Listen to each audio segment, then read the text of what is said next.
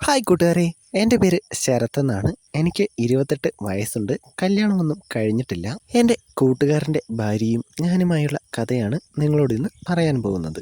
അവൻ്റെ പേര് രാഹുൽ എന്നാണ്. ഞങ്ങൾ ഒരേ പ്രായമാണ്. 1-ാം ക്ലാസ്സിൽ വെച്ചാണ് ഞങ്ങൾ ആദ്യമായി കാണുന്നത്. അന്ന് തുടങ്ങിയ കൂട്ടാണ്. ഇപ്പോൾ ഏത് കാര്യത്തിനും അവൻ എന്നെയും ഞാൻ അവനെയുമാണ് വിളിക്കുന്നത്. നല്ല സാമ്പത്തികമുള്ള കുടുംബത്തിലെ ഒരേയൊരു മകനാണവൻ. അതുകൊണ്ട് തന്നെ 28-ാമത്തെ വയസ്സിൽ അവൻ്റെ കല്യാണം കഴിഞ്ഞു.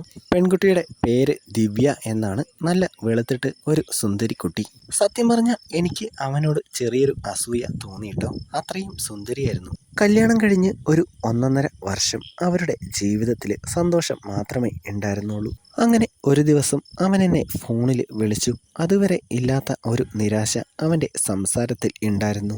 എന്നോട് നേരിട്ട് കുറച്ച് കാര്യങ്ങൾ സംസാരിക്കാനുണ്ടെന്നും വൈകുന്നേരം വീട്ടിലേക്ക് വരാമെന്നും അവൻ പറഞ്ഞു. വൈകുന്നേരം അവൻ എൻ്റെ വീട്ടിലെത്തി.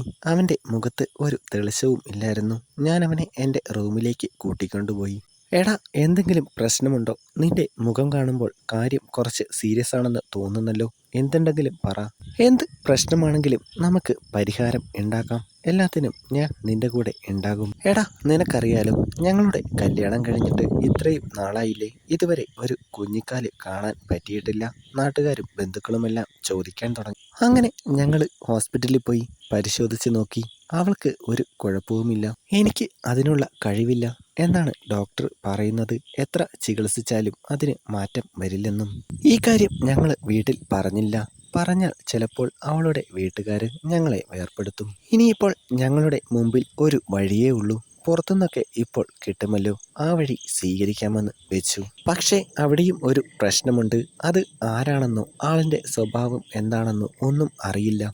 നല്ല സ്വഭാവമുള്ള, ഞങ്ങൾക്ക് അറിയുന്ന, വിശ്വസിക്കാൻ കൊള്ളാവുന്ന ഒരാളിൻ്റെ ആണെങ്കിൽ അതാണല്ലോ കൂടുതൽ നല്ലത്. അവൻ പറയുന്നതെല്ലാം കേട്ട് ഞാനങ്ങനെ നിൽക്കുകയാണ്. എന്നിട്ട് ആളെ കിട്ടിയോ എന്ന് ഞാൻ അവനോട് ചോദിച്ചു. നല്ല സ്വഭാവമുള്ള, എനിക്ക് അടുത്ത് അറിയുന്ന ഒരാളുണ്ട്. ആളോടാണ് ഞാനിപ്പോൾ എല്ലാം സംസാരിക്കുന്നത്. എടാ, നീ എന്തൊക്കെയാണ് ഈ പറയുന്നത്?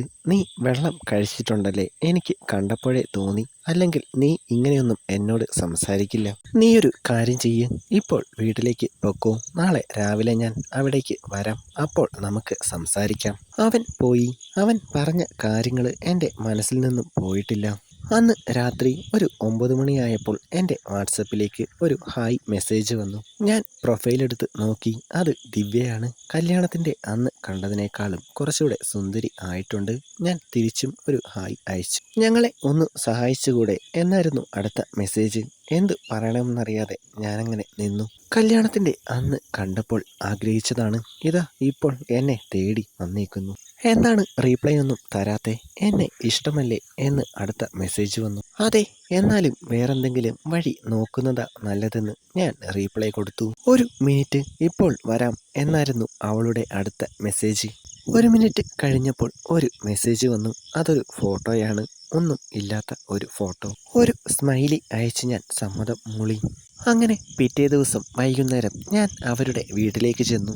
ഞങ്ങൾ 3 പേരും കൂടി മുകളിലത്തെ നിലയിലേക്ക് പോയി. പുതിയൊരു ബിസിനസ്സിൻ്റെ കാര്യങ്ങൾ സംസാരിക്കാനാണെന്ന് താഴെ ഉള്ളവരോട് പറഞ്ഞു. അങ്ങനെ ഒരു 2 മാസം മുടങ്ങാതെ ചർച്ചകൾ ചെയ്തു. ഞാനും ദിവ്യയും ചർച്ചകൾ ചെയ്യുമ്പോൾ കൂട്ടുകാരൻ അത് നോക്കി നിൽക്കും. ചില ദിവസങ്ങളിൽ 2 ചർച്ചകൾ വരെ ഉണ്ടാകും. അങ്ങനെ അവസാനം ആ സന്തോഷ വാർത്ത എത്തി. അങ്ങനെ കൂട്ടുകാരന് ഒരു കുഞ്ഞിക്കാല് കാണാനുള്ള ഭാഗ്യം ഉണ്ടായി. അവരിപ്പോൾ വിദേശത്താണ്. അതിൽ പിന്നെ നാട്ടിലേക്കൊന്നും വന്നിട്ടില്ല.